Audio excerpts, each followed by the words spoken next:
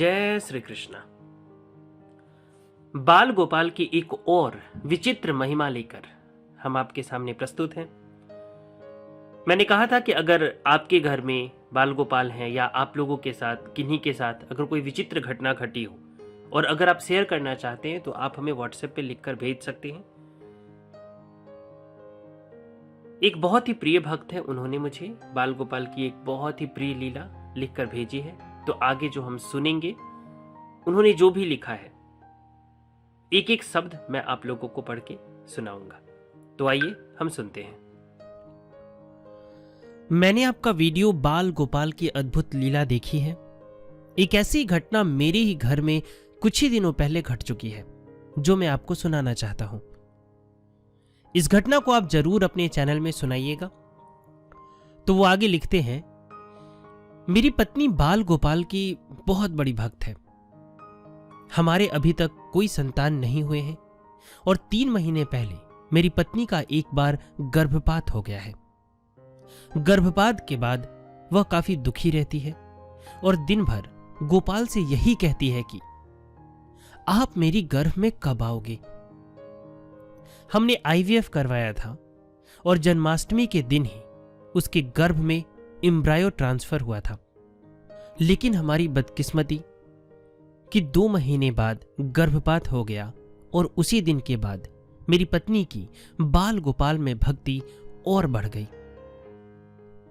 कुछ दिन पहले मेरी पत्नी की मासिक ऋतु चल रही थी तो उसने हमारे घर में जो महिला खाना पकाने आती है उसको कहा कि आज बाल गोपाल को तुम खाना खिला दो और खाना खिलाकर थोड़ा सुला देना।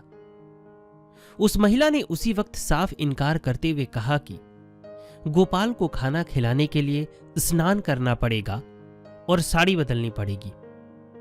उसे बहुत काम है और वह बाल गोपाल की सेवा नहीं कर सकती। मेरी पत्नी तब पड़ोसी के पास मदद मांगने चली गई। जब घर लौटी तो देखा एक भयंकर घटना घट चुकी थी। उस खाना पकाने वाली महिला के जंघा पर गरम चाय की पूरी कटोरी उलट गई थी और वह दर्द से कराह रही थी। मेरी पत्नी ने उसे एक अपनी नई साड़ी दी, कुछ पैसे दिए और जल्दी से जल्दी हॉस्पिटल भेज दिया। हॉस्पिटल जाने से पहले उस महिला को अपनी साड़ी बदलनी पड़ी। आश्चर्य की बात यही है कि 1 घंटे पहले उसने यही बहाना देकर गोपाल की सेवा करने से इनकार किया था कि उसे साड़ी बदलनी पड़ेगी। 1 दिन बाद वह खाना पकाने वाली महिला हमारे घर में आकर बाल गोपाल के सामने बहुत रोने लगी। उसने कसम खाई कि आज के बाद वह कभी बाल गोपाल की सेवा करने से मना नहीं करेगी। उस दिन उस महिला ने गोपाल को खाना खिलाया और पंखा करके सुलाया। ठीक उसी दिन रात के वक्त उसके जंघा की दर्द धीरे धीरे कम हो गई और वह संपूर्ण रूप से स्वस्थ भी हो गई। तो आगे वो लिखते हैं, बाल गोपाल की सेवा अपने आप में एक बहुत बड़ा पुण्य है और जो व्यक्ति इसकी उपेक्षा करता है उस पर भगवान रुष्ट हो जाते हैं। कितना प्यार से उन्होंने ये लिखा है, ये वृतांत को लिखा है। मैं आशा करता हूं कि आप लोग बिल्कुल देख पाए होंगे जो भी घटनाएं घटी।